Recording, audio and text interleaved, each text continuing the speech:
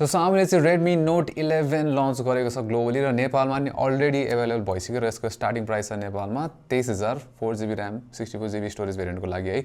So मसँग नि box चाहिँ अलरेडी आइसक्यो Redmi Note 11 को र यो भिडियो चाहिँ म अनबक्सिङ गर्ने छु हैन र के आउँछ बक्समा त्यो सबै हेरौँला। तर त्यो भन्दा अगाडि तपाईं हाम्रो भिडियो फर्स्ट टाइम हेर्न भएको छ भने चाहिँ हाम्रो च्यानललाई सब्स्क्राइब गर्नुस् र त्यहाँ भएको त्यो बेल आइकन थिच्नु होला फर नोटिफिकेसन्स। अलराइट, अब लेट्स कन्टिन्यू र फर्स्टमा चाहिँ let's do the unboxing of the Redmi Note 11। So first मा चाहिँ we have the phone हैन, फर्स्ट मा चाहिँ फोन नै छ Redmi Note 11 र यो चाहिँ ब्लू स्टार हैन, त्यस्तै कलर भेरिएन्ट चाहिँ त्यो प्लस 6.28GB भेरिएन्ट हो यो चाहिँ हैन। सो अहिले चाहिँ फोन साइडमा राखौँ। त्यसपछि we have यो क्विक स्टार्ट गाइड, त्यसपछि वारेन्टी कार्ड अनि एउटा यो टिप्यू केस सिलिकन केस हैन, यसको लागि फिट कतिको हुँदो रहेछ हेर्नु न त राम्रो। सो या फिट चाहिँ राम्रो रहेछ यो केसको हैन, सो द्याट्स गुड। अनि त्यसपछि एउटा SIM ejector tool by default जुन चाहिँ आउँछ है। अब यसलाई साइडमा राखौँ।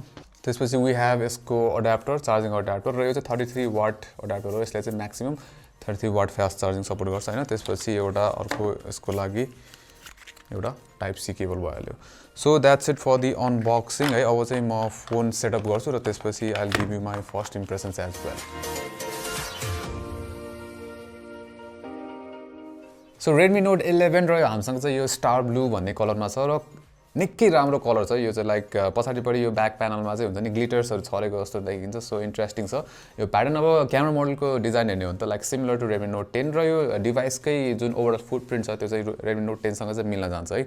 अब बटन्सहरूको कुरा गर्ने हो भने चाहिँ हामीले यो साइडमा देख्न सक्नुहुन्छ भोल्युम प्लस पावर बटनमै फिङ्गरप्रिन्ट सेन्सर चाहिँ एम्बेडेड छ है। सो मैले फिङ्गरप्रिन्ट सेन्सर पनि लाइक गरिसकेँ हैन, मजाले काम गर्छ फिङ्गरप्रिन्ट सेन्सरले पनि। त्यसरी अर्को साइडमा चाहिँ SIM slot plus micro SD को लागि पनि डेडिकेटेड सिम स्लट दिएको छ। सो यु क्यान सी दुईटा सिम एकैचोटि plus you can have micro SD पनि हैन। त्यसै गरी अब पोर्ट्सहरूको कुरा गर्ने हो भने चाहिँ तलपट्टि चाहिँ हामीसँग माइक छ, त्यसपछि USB टाइप सी पोर्ट भइहाल्यो। त्यसै गरी एउटा स्पिकर, अर्को साइडमा चाहिँ 3.5mm हेडफोन ज्याक र अर्को स्पिकर छ, डुअल स्पिकर सेटअप। त्यसै गरी आयर ब्लास्टर पनि छ। र स्पिकरको कुरा गर्दाखेरि चाहिँ स्पिकर चाहिँ लास्टै लाउड छ हैन, लाइक लाउडनेस राम्रो छ है। Let's take a listen at एउटा।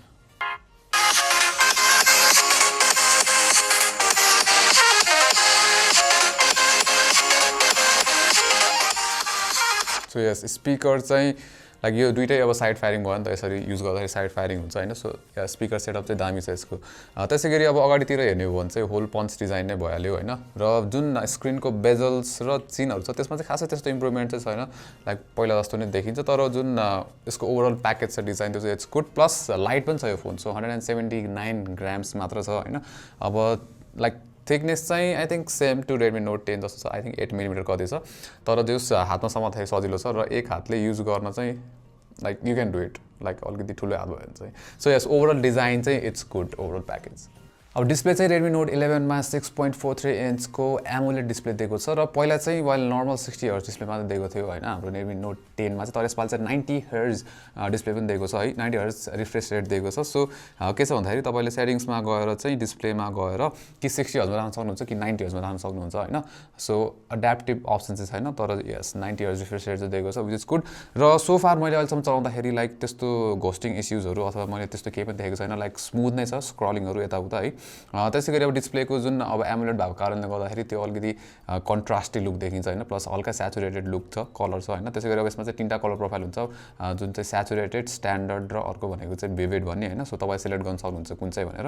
त्यसै गरी अब यसमा नेटफ्लिक्सको लागि वाइड ब्यान्ड L1 सपोर्ट छ। सो तपाईँले फुल HD प्लेब्याक गर्न सक्नुहुन्छ। र लाइक डिस्प्ले चाहिँ आई लाइक हेरे सो फार, लाइक राम्रो छ डिस्प्लेको कलर रिप्रोडक्सनदेखि लिएर जुन रिफ्रेश रेटको स्मुथनेस छ त्यो पनि इज गुड।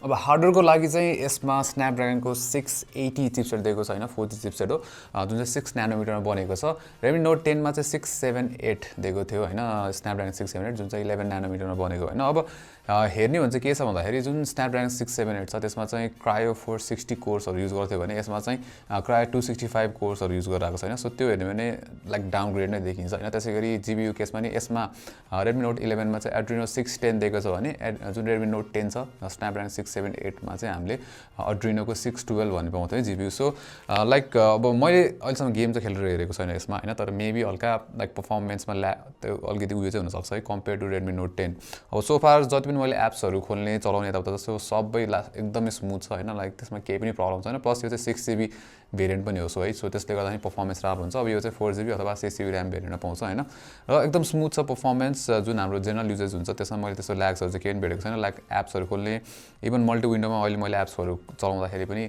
सुपर स्मुथ छ होइन सो या अब मैले भनिहालेँ गेममा हल्का डिफ्रेन्स हुनसक्छ कम्पेयर टु जुन पुरानो Redmi Note 10 तर त्यस्तो डिफ्रेन्स पनि नहोला है त्यो चाहिँ हामी रिभ्यूमा चाहिँ हेर्नेछौँ अब क्यामेरा सेटअप चाहिँ क्वाड क्यामेरा सेटअप हो पछाडिपट्टि है 5822 सो जुन Redmi Note 10 सँग कम्पेयर गर्ने हो भने चाहिँ 48 बाट 50 मा जम्प भएको छ मेन क्यामेरा चाहिँ नत्र चाहिँ सेम छ त्यसैगरी अगाडिपट्टि पनि 13 मेगापिक्सलको सेल्फी क्यामेरा दिएको छ जुन चाहिँ similar to Redmi Note 10 colours हल्का स्याचुरेटेड देखिन्छ हैन लाइक स्याचुरेटेड साइडतिर छ त्यसैगरी डिटेल्स राम्रो लाग्यो मलाई अरु भन्दा नि र एक्सपोजर पनि राम्रो छ त्यसैगरी सेल्फीकै कुरा गर्ने हो भने लाइक सरी अल्ट्रा वाइडको कुरा गर्ने हो भने अल्ट्रा वाइडको कलर प्रोफाइल चाहिँ सेम टु मेन क्यामेरा जस्तो लाग्यो मलाई हैन डिटेल पनि राम्रो छ सो वेल त्यो सबै डिटेलमा त अब अभियसली हामी रिभ्यूमा हेर्नेछौँ हैन र सेल्फिज पनि सोफार राम्रो छ इन्डोर्समा पनि मलाई यो फेसको टोन र जुन डिटेल छ त्यो चाहिँ राम्रो लाग्यो हैन इन्डोर्स पनि राम्रो आइरहेको थियो र आउटडोर्समा पनि राम्रो छ जुन एक्सपोजर छ है अब सबै कुरा चाहिँ हामी रिभ्यूमा हेर्नेछौँ तर यसमा एउटा कुरा मलाई चाहिँ के भन्नु मन लाग्थ्यो भन्दाखेरि जुन Redmi Note 10 मा चाहिँ 4K सपोर्ट थियो हैन भिडियोमा चाहिँ तर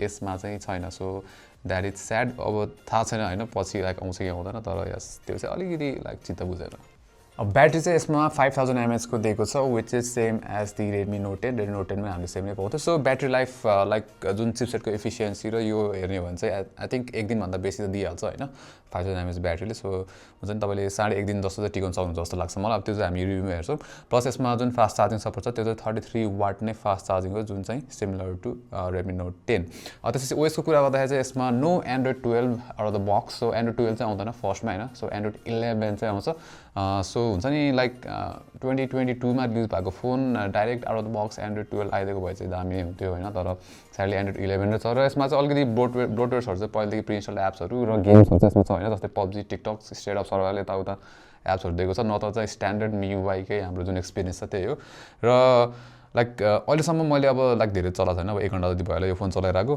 तर लाइक राम्रो छ त्यस्तो मैले अहिलेसम्म केही पनि अप्टिमाइजेसन राम्रो छ केही पनि बक्सहरु चाहिँ भेटेको छैन तर त्यो चाहिँ हामी फुल रिभ्यू हेर्छौँ सबै लाइक अप्टिमाइजेसन कस्तो छ भनेर चाहिँ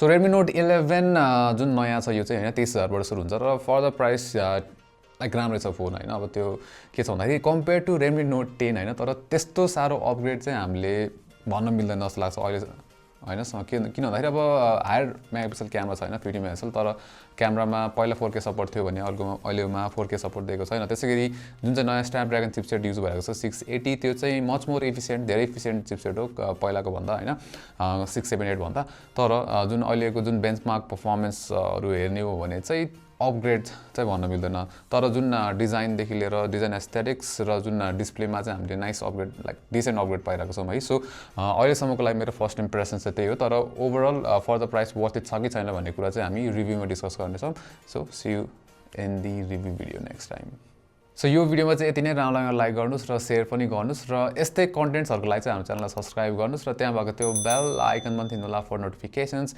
अनि नेक्स्ट टाइम नमस्ते